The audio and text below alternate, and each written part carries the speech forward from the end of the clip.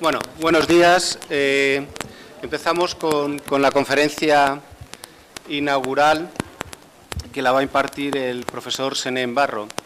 Mi papel aquí simplemente es el de presentarlo, pero el objetivo de presentar a un ponente, a un conferenciante, es que lo conozcáis. Entonces, podría leer su currículum, que lo tendréis escrito, está en la página web, pero yo creo que si lo que se pretende es que lo conozcáis, pues voy a contar cómo lo he conocido yo y entonces eso os acercará más a él. Además, porque si el currículum lo sabéis leer vosotros mismos y también si tuviera que leer el currículum tendría que ponerme las gafas y entonces sales por la tele y sales bastante mal. Por tanto, prefiero contaros cómo conocí. Cuando entré en la universidad en el área de Ciencia de la Computación e Inteligencia Artificial, yo entré tarde, él ya era un buen investigador, entonces encontré trabajos suyos sobre sistemas expertos, lógica difusa, de manera que el nombre Senén Barro para mí era un referente de un excelente investigador, que es lo que es un buen investigador en inteligencia artificial. Pero además, cuando fui al primer congreso, ACAEPIA, Congreso de la Asociación Española para la Inteligencia Artificial, vi por ahí un señor muy simpático, muy amable, muy agradable, y después resulta que era Senén Barro. Entonces, ese tener a los investigadores como muy serios, conocí que detrás de ese gran investigador había una mejor persona, una persona muy agradable, no sé, te cuenta las cosas y te las crees y disfrutas oyéndole hablar, que es lo que espero que hagáis en esta conferencia. Pero más tarde, cuando mi universidad, para que no molestara mucho, me nombran vicerrector de tecnología, porque así te tienen ahí un poco para que estés haciendo cosas, digo, ¿y en tecnologías en la universidad qué hay que hacer? Y busco y lo que encuentro es un informe del estado de las tecnologías de la información y la comunicación en las universidades, firmado también por este señor. Y entonces empiezo a mirarlo y digo, oh, qué bien, ya por primera vez alguien tiene la idea de hacer un estudio, un informe de cómo está la situación de las TIC en las universidades. Y acudo a mi primera reunión de la Comisión Sectorial TIC de la CRUE, de la Conferencia de Rectores, y este señor estaba sentado presidiendo porque era el rector de la Universidad de Santiago de Compostela y además el presidente de la Comisión Sectorial TIC de la CRUE, ¿no? Y entonces, pues bueno, compartí poco tiempo, estuve ahí porque enseguida, por su valía, lo pasaron a vicepresidente de la CRUE y seguí trabajando ahí, pero dejó su huella en lo que es la sectorial TIC. Todo lo que hemos ido haciendo después, el propio informe, que luego se llamaba, ya firmado por él también, Universitic, que durante tiempo coordiné y sigo coordinando, la propia funcionamiento de la sectorial, que como secretario ejecutivo preparé los estatutos, el reglamento interno, y ya estaba impregnado de esa filosofía de Senén de no excluir a nadie, sino incluir a todos, los técnicos, los vicerrectores, con un entorno de trabajo muy agradable, de compartir, de trabajar juntos, es lo que le impregnaba. Por tanto, los cargos por los que ha pasado, bueno, y ahora está en la red Emprendia. Los cargos por los que ha pasado, más o menos los he enumerado, pero lo que quiero que se os quede es que es una persona de la que se aprende mucho, es una persona que sabe mucho y, por tanto, da gusto oírlo, pero además lo cuenta muy agradablemente, por tanto, es muy entretenido escucharle y, además, lo que dice perdura, deja huella. Por tanto, yo creo que la mejor presentación que se puede hacer de Senén es esta, escucharle, veréis cómo disfrutáis oyéndole y conforme pase el tiempo recordaréis las palabras de Senén. La conferencia, ya el título es muy agradable, Formar para saber y pensar, pero también para actuar. Hay un libro, el Rethink, que no me acuerdo de quién es, pero dice un buen pensador lo que hace es combina la filosofía, pensar, con la fontanería, con la actuación. La filosofía solo no sirve para nada más para las ideas muy bien, pero ¿qué hacemos? Y la fontanería, sin ideas que la sustenten, el día a día la acción tampoco sirve. Hay que pensar, pero para actuar. Senén, muchas gracias por estar hoy aquí con nosotros y tuya es la palabra. Muy bien. Un millón de gracias. Además me ha gustado y hasta emocionado la presentación. La prefiero a leer cosas del currículum que realmente son muy aburridas. Bueno, yo tengo que decir, de hecho, de Faraón, yo siempre le dije, es una persona a la que quiero y y respeto mucho, pero además lo que más me gusta de él es el nombre. Yo creo que, de verdad, en mi caso es fácil admirar a otras personas por su nombre, llamándome yo Senén, pero lo de faraón es insuperable. Yo ya le dije una vez que, salvo llamarse emperador, me parece que no hay. Bueno, después de esta presentación yo realmente, pues, no sé, espero no decepcionarles, y si les decepciono que sea cuanto antes, al menos, ¿no? Pero bueno, a mí me gusta definirme como intraemprendedor, emprendedor y metaemprendedor, y les explico por qué. Y eso tiene que ver con mi preocupación con formar para saber y pensar, pero también para actuar.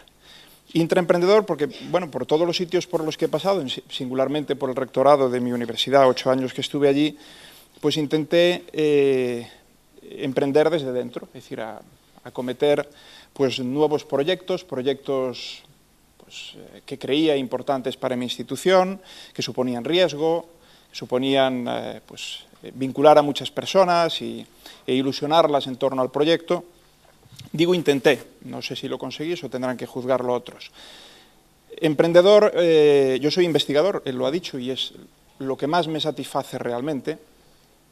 Ahora un investigador un poco oxidado, porque el tiempo que he dedicado a otras actividades, pues lógicamente han impedido que intensificara esa labor, pero en todo caso, un investigador que también ha ido aprendiendo a que, ¿por qué no?, la investigación no es solo pensar, no es solo descubrir o desarrollar nuevas cosas, sino que también puede ser, y debe de ser, proyectar esos resultados a la sociedad de las diversas formas posibles. Y actualmente, de hecho, con parte de mi grupo de investigación, pues estamos creando una empresa, una spin-off, y eso es ser emprendedor desde el punto de vista empresarial. Y lo de metaemprendedor tiene que ver con mi actual responsabilidad como presidente de Red Emprendia, que es una red de 24 universidades de 7 países iberoamericanos, que precisamente es una red para ayudar a estas universidades y al conjunto de lo que podemos denominar sistema de educación iberoamericano, educación superior, a transferir, a innovar y a emprender. Y eso es metaemprendimiento, porque nosotros de algún modo estamos emprendiendo un proyecto que es esta red y construyéndolo desde cero para ayudar a otros a emprender. Por tanto, a mí me gusta decir que soy eso.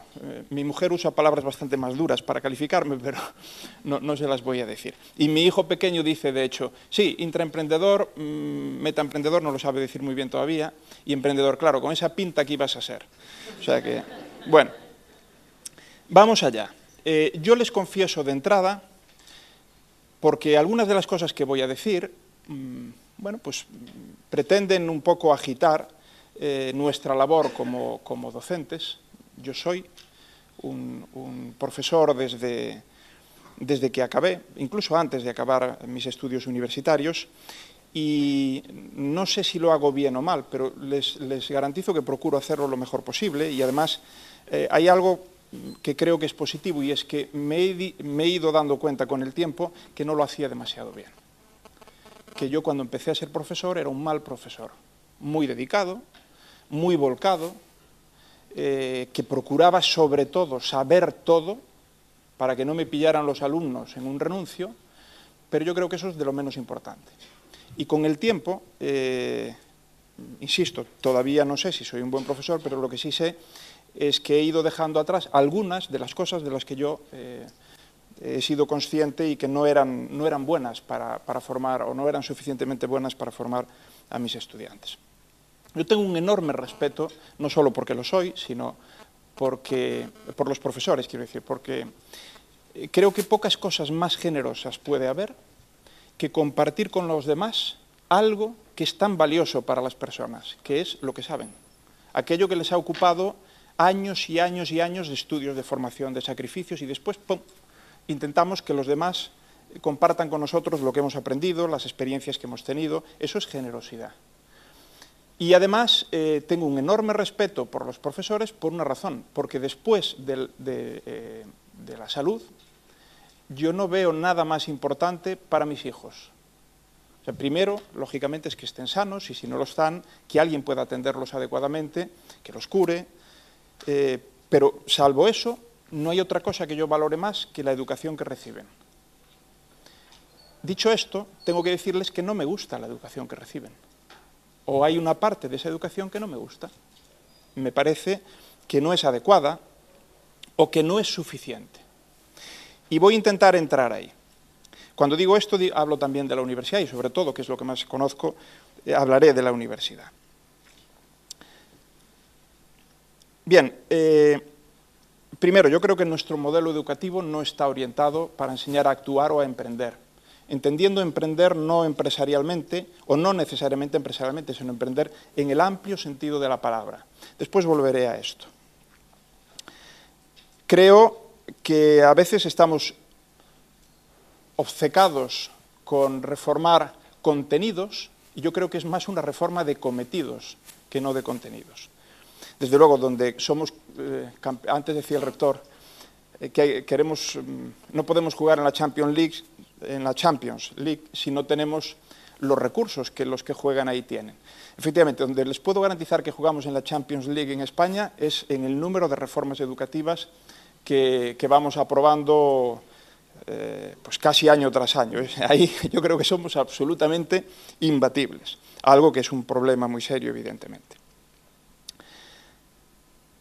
Y después hay otra cosa en la que quiero después también hacer algún comentario. Fíjense, yo mismo, que viví como rector prácticamente todo el proceso de reforma que se llamó Proceso de Bolonia o Espacio Europeo de Educación Superior, como a mí me gusta más denominarlo, y que usábamos una referencia manida ya de un cambio en el modelo de enseñanza-aprendizaje donde hay que situar al alumno como centro del proceso de enseñanza-aprendizaje, y yo mismo repetía esto como un mantra. Se lo decía al claustro, se lo decía. Y yo creo que no. Yo creo que no.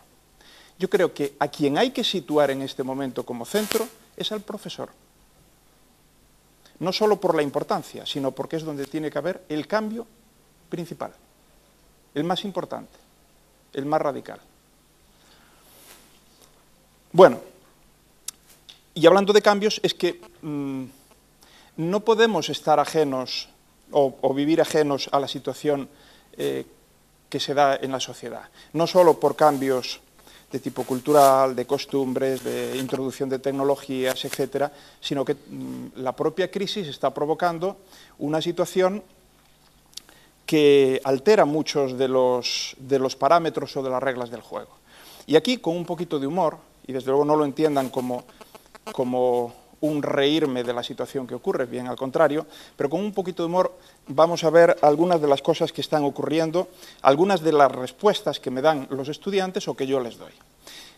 Primero, momentos de cambio. ¿Qué salidas ofrece la carrera? Me dicen muchas veces, ¿pero qué salidas nos ofrece la carrera? Pues básicamente tres, que son estas. Son tres. Que conste que esto lo usé una vez en una charla en Canarias y alguien me corrigió y dijo, oiga, que aquí solo son dos. Pues dos o tres. Seguir estudiando. Saben que ahora, de hecho, está repuntando el número de estudiantes porque el coste de oportunidad es menor, no hay trabajo, el paro en España es brutal. En los jóvenes está en torno al 60%. Es verdad que quien tiene unos estudios superiores, esa situación es bastante mejor dentro de ser catastrófica. Lo de seguir estudiando, bueno, depende. Porque estudias o trabajas, antes se usaba esto para ligar, ahora ni siquiera. Y dice, no, yo soy española. Preparar una oposición. Aquí supongo que hay muchos funcionarios. Yo tengo que decirles que es de lo mejor, y yo siempre se lo aconsejo a mis estudiantes, porque le digo, mira, el sueldo es muy bueno. Yo que soy gallego, y allí tenemos las mejores langostas del mundo, de hecho en mi casa gustan mucho y las comemos un día sí, un día no. Es verdad que ahora hemos tenido que rebajar un poquito a langosta low cost, pero básicamente nos gusta, ¿no? ¿Qué tal una multinacional? Me dicen a veces. Si lo de funcionario está mal porque no hay, aún encima os recortaron el sueldo un 30%, una multinacional. Y yo siempre les digo, mira, de hecho en mi casa me lo decían, neno, bueno, niño, en gallego, tienes que preparar unas oposiciones y ser funcionario. Si no puedes, a una empresa muy grande. Con la idea errónea de que quien se mete en una empresa grande tiene un trabajo de por vida, y eso es falso. Y lo estamos viendo, es decir, sobre todo en las situaciones de crisis.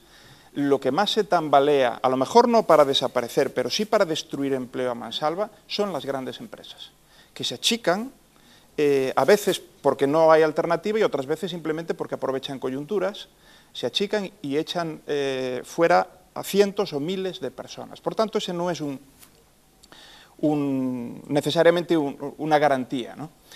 Que conste que hay países, no es el caso del nuestro, no es en general el caso de los países de Iberoamérica, pero sí, por ejemplo, en Estados Unidos, donde ese proceso de destrucción de empleo es una destrucción como una especie de construcción.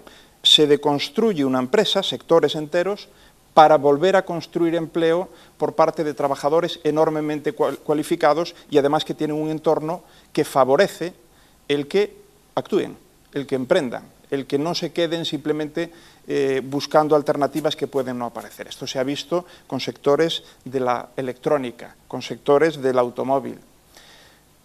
De hecho, en los 30 últimos años, todo el nuevo empleo prácticamente de Estados Unidos se ha construido en base a nuevas empresas de base tecnológica o de sectores frontera del conocimiento.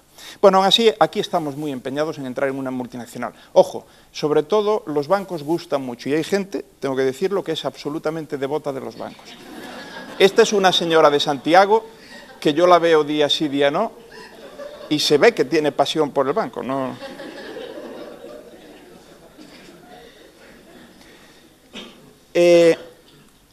Cada vez más vienen los estudiantes y me dicen, pero ¿cuáles son las mejores profesiones? Es decir, ¿qué tenemos que estudiar? Porque eso básicamente nos va a garantizar el éxito.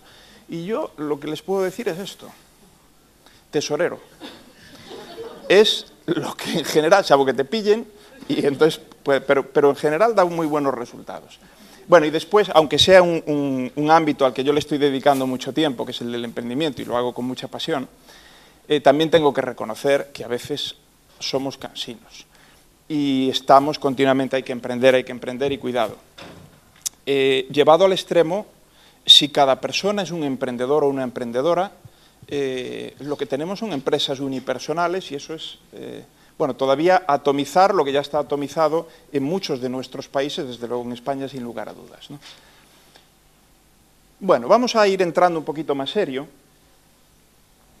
y intentando aportar algo más que un poco de humor al día, pero yo tengo que reconocerles que mi límite de sufrimiento de hoy ya lo cumplí esta mañana porque vine con Ryanair, así que pues es lógico que me perdonarán, espero que haya intentado poner un poquito de alegría en la charla. ¿Qué camino escoger? Mire, yo creo que en general lo que hacemos con nuestros estudiantes efectivamente es abrirle un conjunto de oportunidades. Cuanto más estudias, cuanto más te formas, no cabe duda de que se ramifica el posible futuro de opciones. Eso es incontestable. ¿Qué ocurre? Pues que creo que eso es cierto, pero que no les preparamos suficientemente para tomar decisiones, ni siquiera las que afectan a su futuro. No hablo de pequeñas cosas o de cosas del día a día, no, hablo realmente de decisiones trascendentes. ¿Por qué quiero apostar? ¿Qué quiero hacer? No simplemente, a ver, ¿qué hay? ¿Qué se me ofrece? ¿Qué se me ofrece? ¿Qué quiero? Esto no pretende representar a un estudiante, ¿eh? Pretende representar el asno de Buridán, que todos seguro que conocerán, el escolástico discípulo de Ockham, que se le ridiculizaba con, digamos, con esta reducción al absurdo. Él insistía en ponderar toda decisión a través de la razón, y era hasta fundamentalista en esto, y entonces sus enemigos, digamos, en ese proceso o en ese intento de ridiculizar, decían, sí, esto es como el asno de Buridán, que era él, que si le pones dos, no era exactamente así, pero para simplificarlo, si le pones dos montones de alfalfa exactamente iguales, mirará uno, mirará otro, volverá a mirar a uno, volverá a mirar a otro, y como no hay ningún criterio para distinguir uno y otro, no comerá de ninguno y se morirá de hambre. Claro, esto no ocurre con nuestros estudiantes, faltaría más. Están bien alimentados de momento, pero sí que es verdad que muchas veces se dan perfiles de personas que se bloquean ante la toma de decisiones, que asumen que hay que atender a cuestiones urgentes, que puede haber múltiples cuestiones urgentes simultáneamente y que no saben ni siquiera cómo atenderlas. Esto es absolutamente frecuente.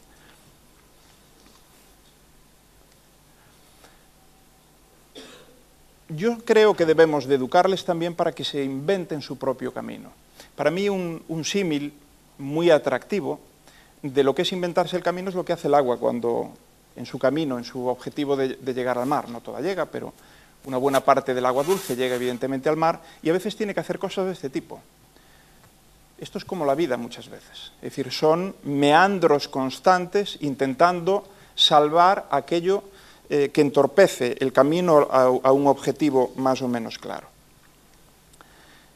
Ya les dije que yo voy a hablar de actuar o de emprender. A mí me gusta más hablar de emprender, porque lo de actuar pues, me parece un poco más cojo, pero más limitado. Pero en todo caso, sí que tengo que matizarlo porque no quiero que se entienda emprender necesariamente con crear una empresa, ¿de acuerdo? Esa es una de las formas de emprender. No, yo hablo de emprender en el sentido más amplio del término. Y en ese sentido a mí me gusta esta definición de José Antonio Marina. Yo tengo 3 filósofos de cabecera, que son Marina, Forges y el Roto. Y de hecho los 3 aparecen aquí, en distintos lugares. José Antonio Marina dice, emprender es una función previa a la innovación. No supone convertirse en empresario, no necesariamente, sino adoptar una actitud activa, resuelta y eficaz ante todas las situaciones y problemas. Un equipo de investigación debe ser emprendedor. Y en general los buenos equipos de investigación lo son. Yo, por ejemplo, estoy harto de oír constantemente que no, porque los investigadores lo que tienen... están ahí muy cómodos y claro, gente pasiva y en cambio desde la empresa tenemos que enseñarles, hombre, un investigador, un buen investigador, una buena investigadora no es un emprendedor, no se fija objetivos ciertamente ambiciosos, no arriesga, a lo mejor no su patrimonio, pero arriesga su crédito, arriesga sus años de trabajo, buscando algo que realmente es una ambición, vale la pena, es un objetivo, un reto de largo alcance. No tiene que buscarse los recursos para investigar, por supuesto, salvo que tenga un patrimonio propio que quiere invertir ahí, algunos lo han hecho, se los tiene que buscar. Tiene que hacer memorias, proyectos, planes, los planes se caen cada día y hay que reconfigurarlos. Es una especie de empresario en pequeño porque tiene un equipo de trabajo que tiene que dirigir, coordinar, a los que tiene que pagar, pues... Claro que es un emprendedor, lo que pasa es que orienta su acción emprendedora en un sentido distinto a lo que es un empresario, pero por supuesto que lo es. Bueno, y él dice, un equipo de investigación debe ser emprendedor y el claustro de una facultad y cada uno de los profesores en su aula. Yo estoy de acuerdo. Bueno, esto lo dice en el prólogo, esta es la parte publicitaria, me tienen que perdonar, en el prólogo de un libro que Faraón conoce, que, bueno, pues me consumió algún tiempo y que publiqué apareció a principios de este año. Esta foto está un poco torcida, ¿no? Así está bien. Está un pelín... Se ve que me pesa el coco, que lo tenía un poco... Muchas veces me preguntan, sobre todo los estudiantes que quieren emprender empresarialmente, pero no todos. Pero sobre todo esos me preguntan, yo trato con muchos, como pueden entender, a través de Red Emprendia, tenemos toda una serie de programas que apoyan a la creación de empresas, no solo a partir de la investigación, que también, por supuesto, sino en general a lo que puede ser la comunidad universitaria y singularmente los estudiantes. Y preguntan, bueno, y para emprender y tener éxito, ¿qué es necesario? Y yo les devuelvo la pregunta, ¿qué creéis que es necesario? Y en general me responden esto, suerte. Y yo les digo, hombre, a ver, un poco de actividad, pon algo de tu parte, o sea, que no sea simplemente encontrártelo en el camino. Entonces me dicen esto.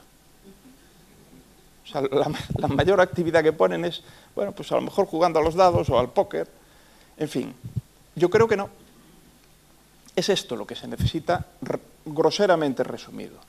Querer y esta es la parte importante, yo creo que no educamos para querer, o no suficientemente, es una parte de actitudes, saber, por supuesto, aptitudes y poder, que son recursos que uno tenga o recursos que tiene que buscar, sean recursos humanos, conformar un equipo, sean recursos económicos, infraestructuras, medios técnicos, etcétera, etcétera.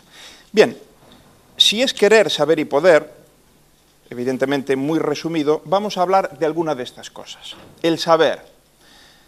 Y uno dice, bueno, para ser emprendedor, ¿qué tengo que saber?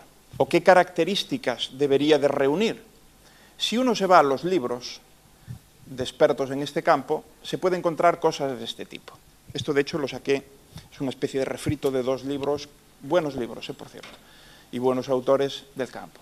Y aquí se dice, bueno, pues el emprendedor tiene que tener capacidades personales, técnicas, emprendedoras y empresariales, y ahí vienen unas cuantas de las que tiene que tener. Pero ¿quién tiene esto? Ni Faraón. Llamándose así, llamándose Faraón el tío, no tiene esto, ¿eh? Como mucho un 80%. Yo creo que de verdad que esto es desincentivador. Si alguien se coge un libro con ganas de emprender y dice, no, pero es que además de querer yo tengo que saber, y entonces coge un libro y lee esto, se le cae el alma al suelo y dice, no, yo no nací para... yo casi lo dejo, pum. Hay que tener 3 cosas, 3 nada más: pasión, persistencia y perspicacia. Son las 3 que hay que tener. Con eso se puede emprender a sueldo, se puede emprender una empresa, se puede emprender en la vida personal. Hemos hablado algo de saber. Y el querer. Yo creo, cada vez da la sensación de que nuestros jóvenes quieren más. Están más activos. Pero es cierto que a veces esa actividad es lo que Roldo Belli llama el sesgo de acción, que es estar activo a veces sin resultados, sin que sirva de nada. Yo le llamo... ¿Esto está grabando? No. Entonces, yo le llamo hacer nada a toda leche. Si no estuviera grabando lo diría de un modo un poco más vulgar, pero... Es decir, a veces a mí me da la sensación, yo por cierto soy, y tengo que decirlo, soy de los que creo que tenemos la mejor juventud que nunca hubo. O sea, a mí me pone de los nervios cuando escucho a colegas decir, es que cada vez los alumnos vienen peor, es que cada vez son más indolentes, es que no tienen interés por nada y no saben sufrir. Y no... Yo digo, pero supongamos que eso es cierto. ¿Quién es el culpable de eso? Nosotros. Al menos en la parte que nos toca. Porque las familias no habrán cambiado tanto. Es verdad que la sociedad cambia y evidentemente eso hace, entre otras cosas, que tengan que saber y saben unas cosas y no otras. Porque el saber sí que ocupa lugar. Y claro, el que se mueve hoy en el mundo en el que vivimos, con tecnología rodeándonos por todas partes, con aparatos, con internet, pues lógicamente tiene que canalizar ahí una buena parte de su tiempo, de su esfuerzo en aprender y de su esfuerzo en comprender y usar aquello que aprende. Cuando yo era joven, no había eso. No es que estuviéramos matando dinosaurios, pero no soy tan mayor, pero no lo había. Por tanto, lógicamente mi tiempo se dedicaba a TV1, TV2, no había más, UHF, y leer y andar con una navaja haciendo cosas de palo. Pues buena parte del tiempo, entonces era un virguero haciendo cosas de palo. Sí, yo creo que ninguno de mis estudiantes hoy sabe hacer eso. ¿Y qué? Entonces, yo no me resigno a escuchar eso. No puede ser. Es un discurso que lleva 2000 años con nosotros. Si cada vez los estudiantes son peores, quiere decir que cada vez los profesores son peores. Y eso no se lo he oído a nadie. En las tertulias que tenemos a veces entre profesores, nos apoyamos así de modo estupendo, y es que no hay nada que hacer con ellos, es que no sé cuánto y tal. Y yo les digo, oye, ¿y alguno de vosotros se cree peor profesor que los profesores que tuvo? No. de ningún modo. Bueno, yo sí que es verdad que creo que nosotros tenemos ganas de que actúen, de que hagan cosas, de que sean proactivos, vamos a decirlo así, pero les enseñamos como mucho a ponerse la camiseta. Como dice el Roto, me he estampado el lema en la camiseta, ¿qué más puedo hacer? Pues para mí eso yo lo digo de otra forma. Eso es estar concernido, pero no implicado. Y hay una diferencia importante. Yo se la explico, este es un chiste muy viejo, pero para quien no lo sabe yo creo que es bastante útil. La diferencia entre estar implicado y concernido se explica muy bien con el desayuno británico. En el desayuno británico, la gallina está concernida, pero el cerdo está implicado. Saben que lleva huevos y bacon. Pues esa es la diferencia. Y en la vida hay muchas cosas en las que estaremos concernidos y punto, pero las cosas que realmente nos importen, nuestros proyectos, que además tenemos que definir nosotros, ahí tenemos que estar implicados. Y hablo también de los profesores. Bien, la universidad en particular forma para emprender en el amplio sentido de la palabra, desde mi punto de vista no, o no lo hace bien. Cuidado, esto no significa que no haya profesores y profesoras que lo hacen magníficamente bien también en este terreno. Pero el modelo, el sistema, la institución, no lo hace.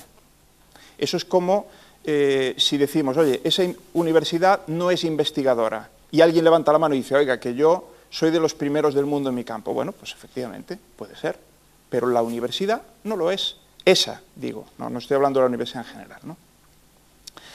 Bueno, esto se lo ahorro, ¿no? Pero esto lo sabemos todos. La universidad nace como institución de formación, añade en unos países antes, en otros después, en el nuestro bastante tarde, por cierto, la componente de investigación, y hoy está agregando lo que muchos llaman la tercera misión. A mí no me gusta mucho, eso de misión no me acaba de gustar. Yo prefiero llamarla universidad emprendedora, pero esto es para gustos, ¿no? Y emprendedora en el sentido de que busca que tanto la formación como la investigación trasciendan mucho más allá al conjunto de la sociedad, al tejido productivo, de lo que lo hacían solo unos años atrás.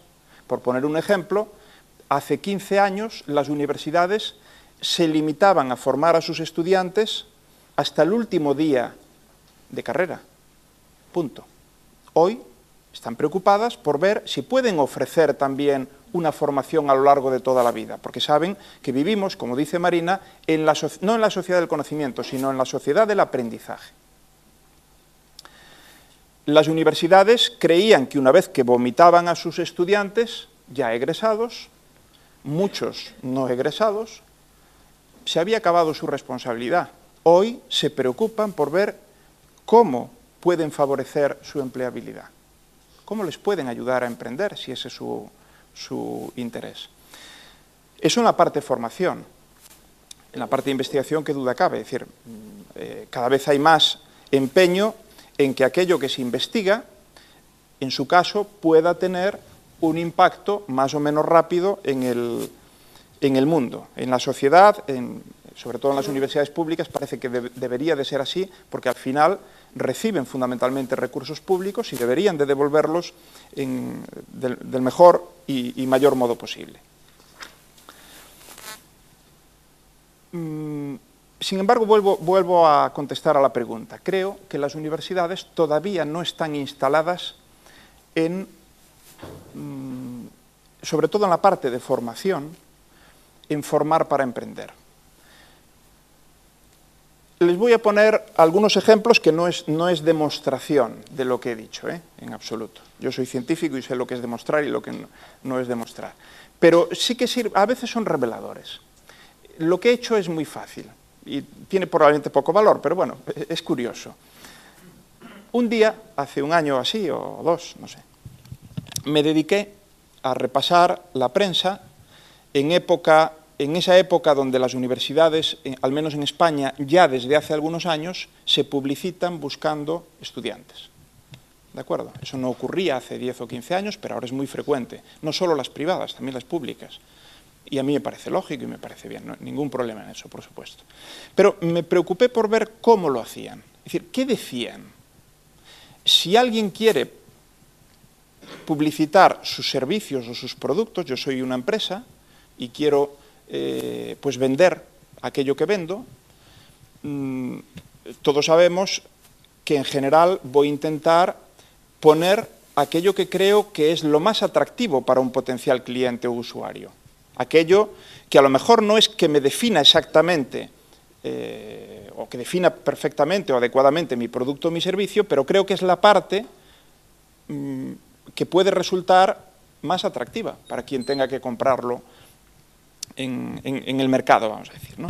Bueno, cabe pensar que las universidades tendrían que hacer lo mismo cuando se publicitan, decir, oiga, mire, soy la universidad XXX y le ofrezco esto, pensando que eso es algo que a usted le va a interesar mucho porque esto es muy importante para su formación, para su futuro, para en fin, formación personal, profesional, para sus objetivos en la vida. Bueno, pueden hacerlo ustedes también. A mí me salieron cosas de este tipo. Fue hace un año, me parece. Potencia tu perfil profesional. Me quedé con los eslóganes, ¿no? Es decir, con la parte pues, de más punch. Da un salto en tu carrera profesional. Completa tu talento para convertirte en un gran profesional. Bueno, esa era la parte profesional. Como ven, una serie de mensajes, muchos iban en esto. Es decir, vas a ser un mejor profesional, te vamos a formar mejor pues, para ejercer profesionalmente. Ese es cada vez más un objetivo de las universidades, que yo, siempre que no se abandonen otros, por supuesto, lo comparto absolutamente. Ahora hay otra parte que tiene mucho que ver con nosotros formamos mejor, más calidad, más excelencia. O sea, la calidad, digamos, de la formación, ¿no? Garantía de esfuerzo, calidad y excelencia, un plus de excelencia a tu formación. Esta es muy, muy graciosa. Decía, ¿qué quieren las empresas? Gente preparada, se la damos. Gente con experiencia, también se la damos. O sea, no se andaba con coñas. Bueno, la mejor de todas, de todos modos, es esta. Consigue un nuevo iPad con un 50% de descuento. Mira, transparentes sí son, está bien, no las pongo porque no me parezcan bien, quizás la última, ¿no? Que en todo caso es legítimo hacerlo. Pero a mí no me gusta. Si mi hijo mayor va a entrar en la universidad, si quiere y puede, el año que viene, está acabando su bachillerato. Y a mí me gustaría que entrase en una universidad que diga otra cosa. Me gustaría que entrase en una universidad que lo que quisiese transmitir en una frase, no voy ahora a inventar la frase, la verdad es que no la he pensado, pero bueno, ya le dedicaré algún tiempo. Pero que lo que quisiese transmitir es, te vamos a formar para que fijes tus propios retos y trates de conseguirlos. O sea, te vamos a formar para emprender. Lo que no significa solo para eso. Para emprender hay que saber. Y hay que saber hacer. Pero hay que saber crear. Hay que querer. Y esa es la parte que olvidamos. Y a mí me gustaría que mi hijo fuera a una universidad que se empeñara también en eso. No digo que no las haya. Incluso no digo que no lo estén intentando todas. Digo que no debe de ser lo más relevante cuando que no van por ahí los tiros de lo que dicen que te podrían ofrecer como lo más singular, como lo mejor, como aquello que al margen de prepararte, pues yo soy físico, ¿no?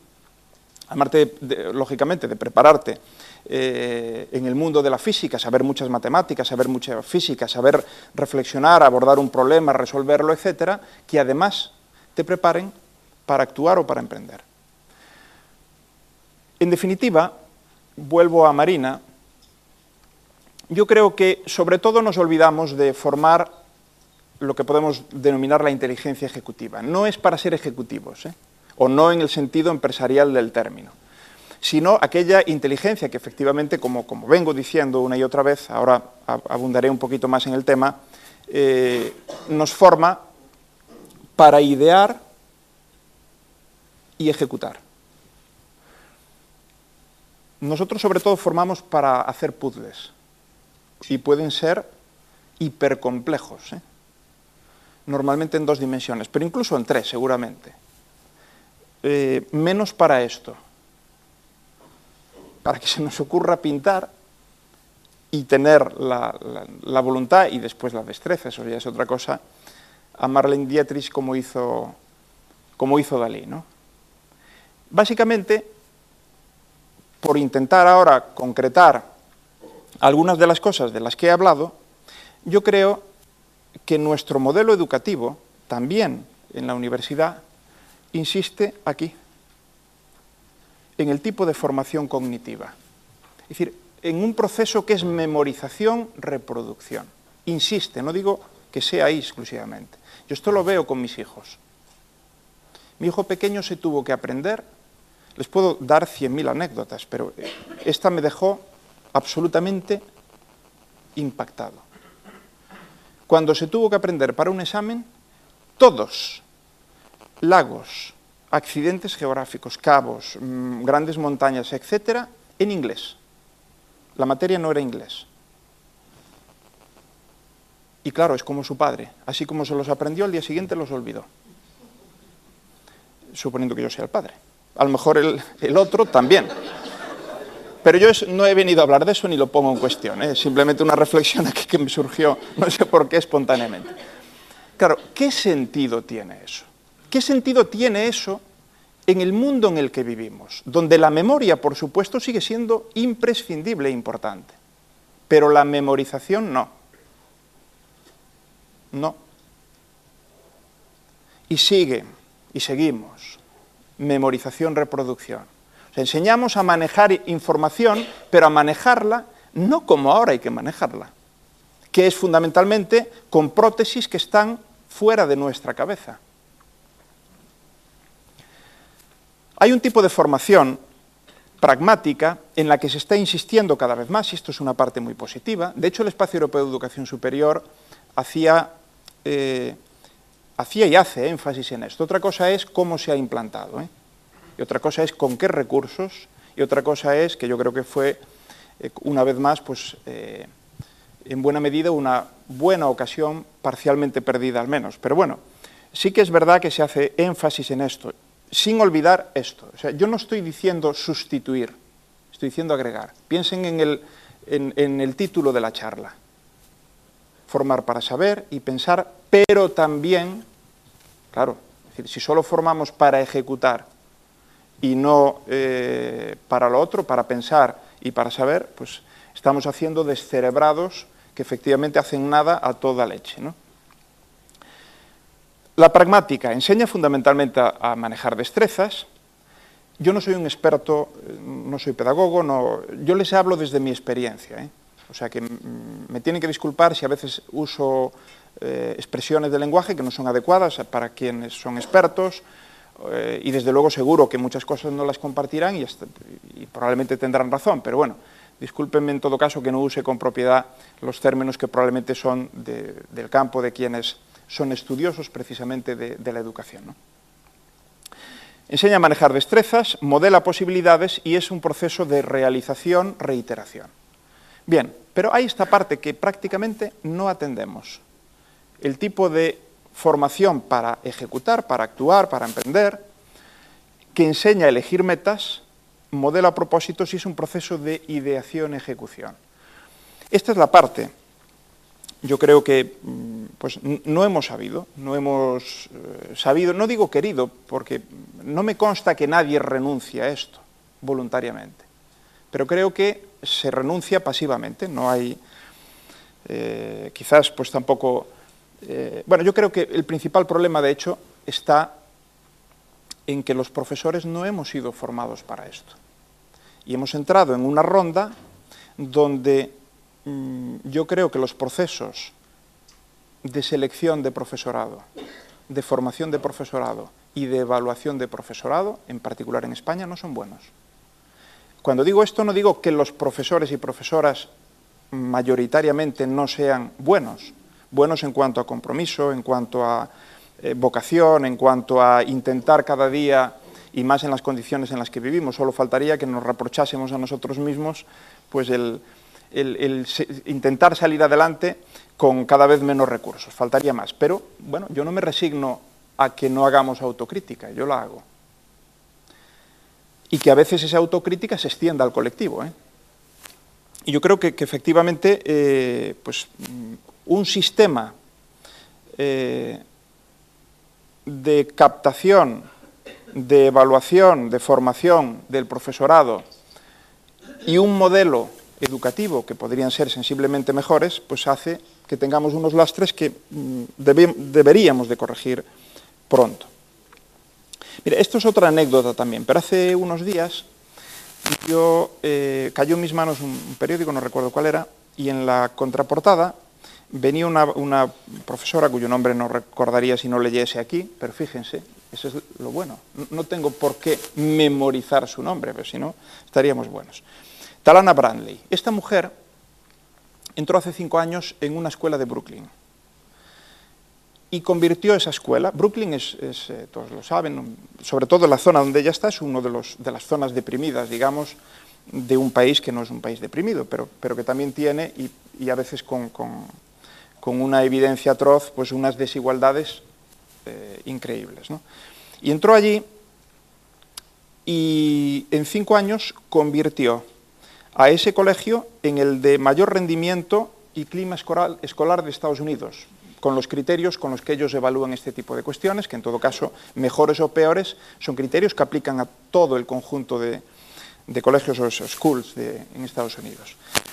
Bien, entre las cosas que contaba, esto es una anécdota, no tiene más valor que ese, pero empecé a leer aquello y entre las cosas que contaban hubo una que me llamó la atención, y es que dijo, al terminar el curso, todos los estudiantes exponen ante sus padres cuáles han sido sus retos y sus triunfos.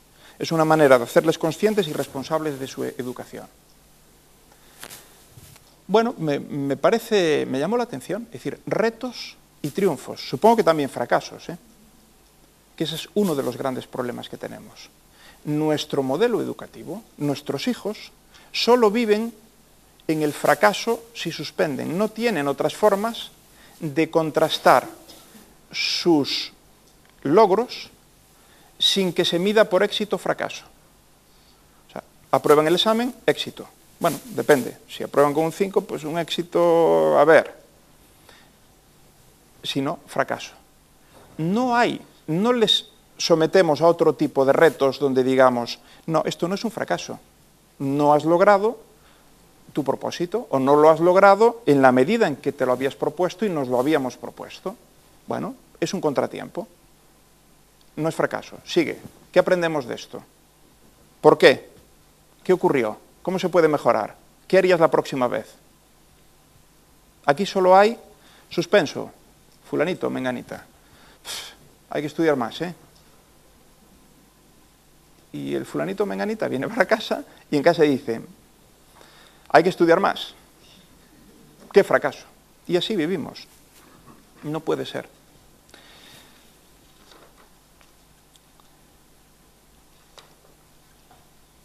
¿Cuánto tiempo llevo? Porque yo me pongo a hablar. Me queda, bueno, pues sí, pues estoy acabando, voy a ir un poquito más rápido, porque si no me empiezo a poner estupendo con estas cosas. ¿Se puede mejorar sin innovar? No. Tampoco en la educación. No se puede. En nuestro país, yo creo, y probablemente me podrán corregir, y si es así me gustaría, porque no pretendo tener la razón y desde luego me faltan muchos datos. Pero yo creo que ha habido pocos ámbitos que ahora introduciré matiz, pero pocos ámbitos que con una mejora de prácticamente la totalidad de los elementos que intervienen en el sector o en el proceso, no ha habido apenas mejoras del resultado. Nuestros profesores no me cabe duda de que son mejores que antes. Las infraestructuras que tienen también. El matiz es obvio. Esto era hasta hace unos años. Ahora las infraestructuras empiezan a deteriorar, los recursos cada vez son menos, más alumnos y menos recursos en las aulas, en fin, se hace lo que se puede. Pero no fue así durante los últimos 20 o 25 años, donde podemos decir que a lo mejor no en la medida en la que hubiese sido deseable, pero la formación, la capacitación del profesorado, las infraestructuras, los medios económicos disponibles, las tecnologías fueron mejorando sensiblemente, pero quizás no al mismo ritmo la calidad de la educación. Eso, por ejemplo, en la medicina no ocurrió así. Yo creo que ahí sí hubo una correspondencia bastante clara entre calidad de nuestro sistema de salud y las mejoras en los agentes que intervienen. Yo a veces pongo este ejemplo, más que nada para distraer, tampoco de aquí se tienen por qué sacar grandes conclusiones para el ámbito educativo, pero bueno, relaja un poco. Es muy interesante en todo caso. Este es la altura con la que se ganó el oro en salto de altura en las Olimpiadas. Evidentemente faltan las dos guerras mundiales y después lo que ven, si uno se detiene un poco, son 4 saltos o 4 zonas. En cada una de las zonas hay mejoras, pero hay unos saltos significativos que se corresponden con procesos claros de innovación en la metodología para saltar.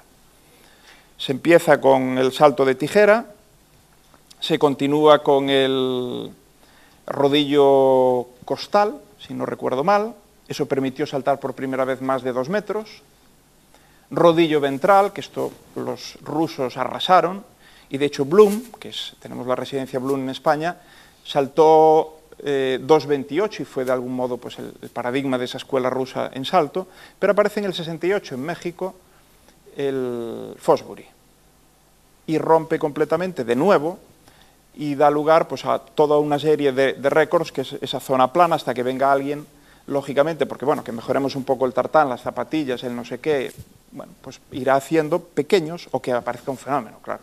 Pero eso puede dar lugar a un pico y volver otra vez abajo. Si no innovamos, no va a haber grandes cambios. Yo esto sé que no le gusta a Faraón, y yo no lo hago con el ánimo de... Sé que no le gusta porque le he leído alguna vez que ha dicho, bueno, no lo decía así, pero básicamente que estaba harto ya de esa comparación de un aula del siglo XIX y el aula actual para decir que nada hemos avanzado. Por supuesto, faltaría más que estuviéramos ahora en la educación del siglo XIX.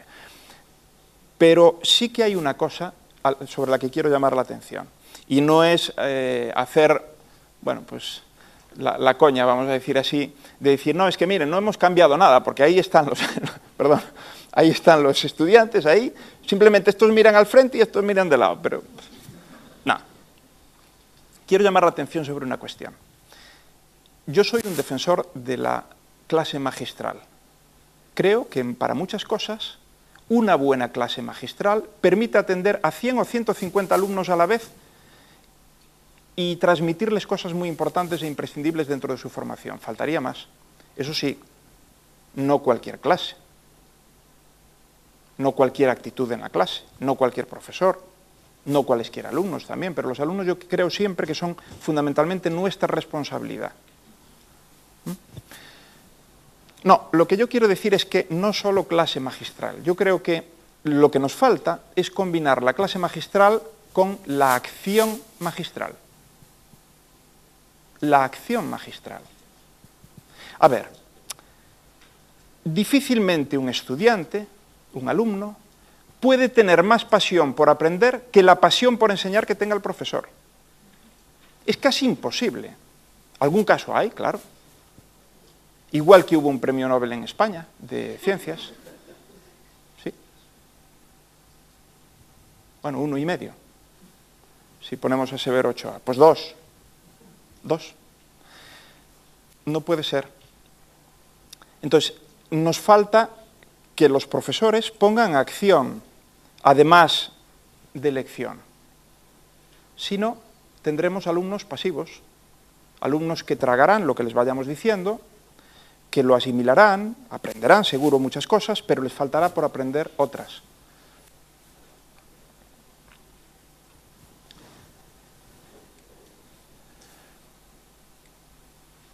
Bueno, aquí esto me lo voy a pasar rápido, pero este me hace mucha gracia, porque esta es otra de las cosas en las que caemos frecuentemente.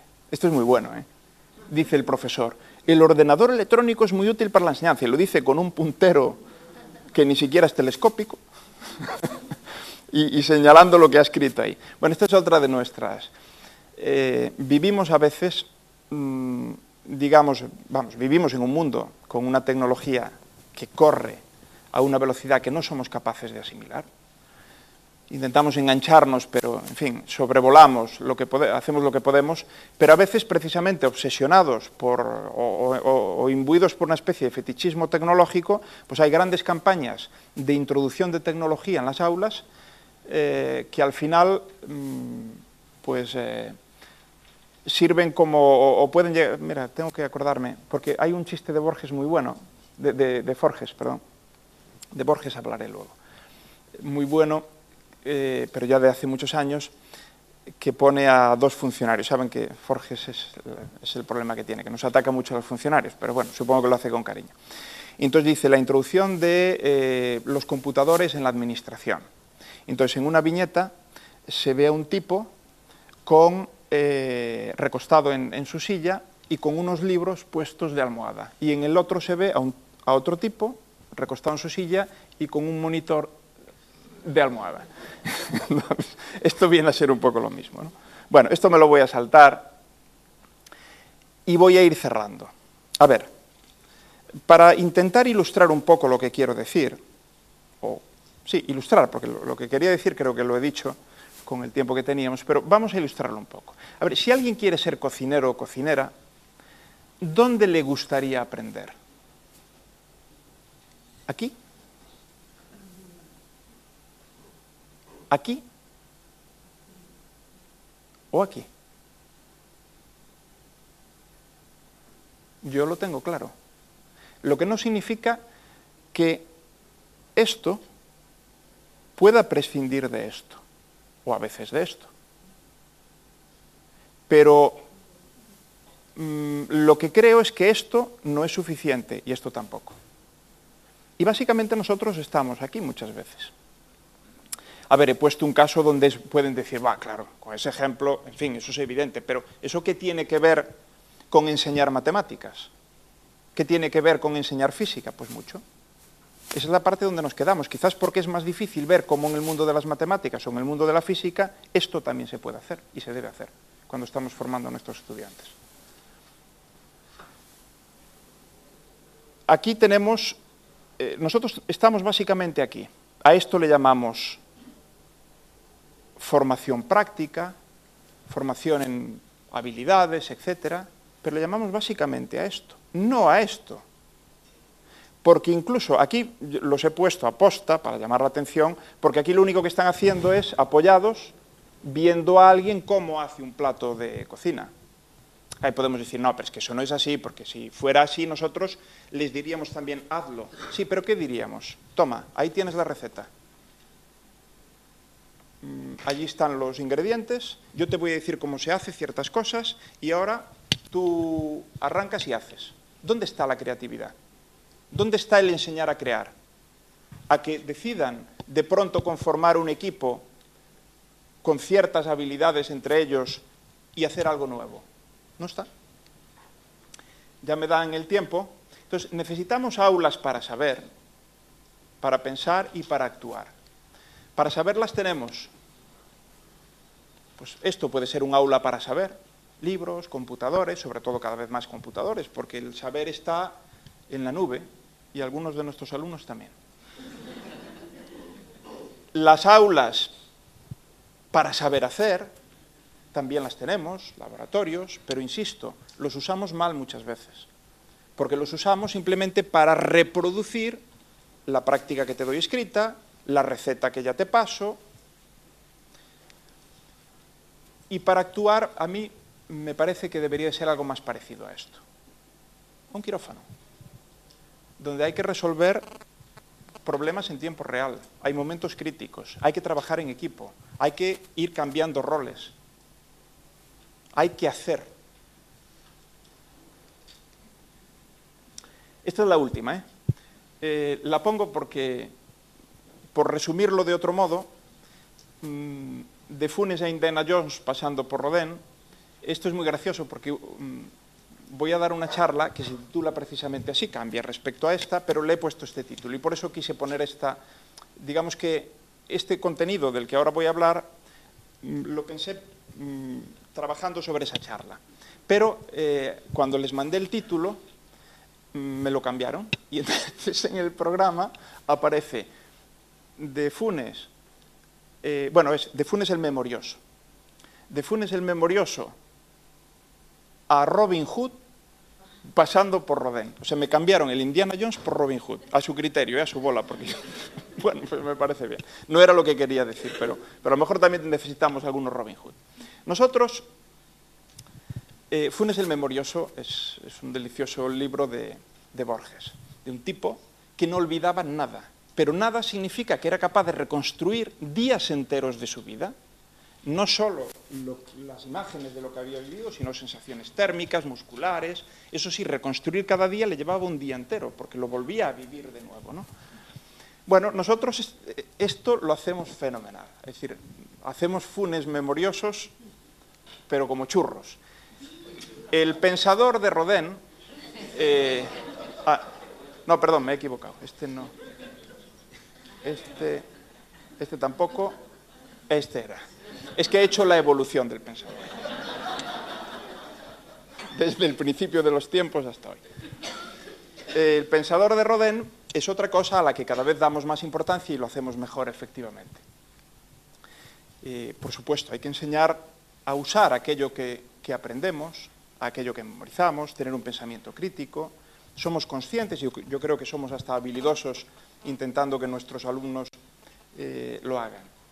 Pero tenemos que intentar también formarlos como Indiana Jones. Claro, un tipo muy culto, un experto en su campo, con unos conocimientos muy vastos, pero que además se fija grandes metas, grandes retos, y va, y aplica su conocimiento y actúa. Y aún encima se enfrenta a cosas inesperadas que ponen en riesgo hasta su vida y la resuelve. Y la resuelve con habilidad, con destreza, con conocimiento, con análisis comparativo, etcétera, etcétera. Bueno, pues eso es lo que tenemos que lograr. Tenemos que intentar que nuestros alumnos no se queden en esto, desde luego que sería una pena, ni siquiera en esto, y lleguen a esto. Bueno, atrévete a saber, atrévete a pensar, atrévete a actuar, atrévete a todo.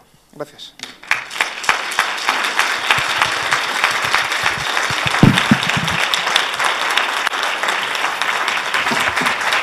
Bueno, es la hora del café, no hay tiempo a preguntas, pero lo podéis atacar ahora en el café o por los pasillos. Muchas gracias, Senén.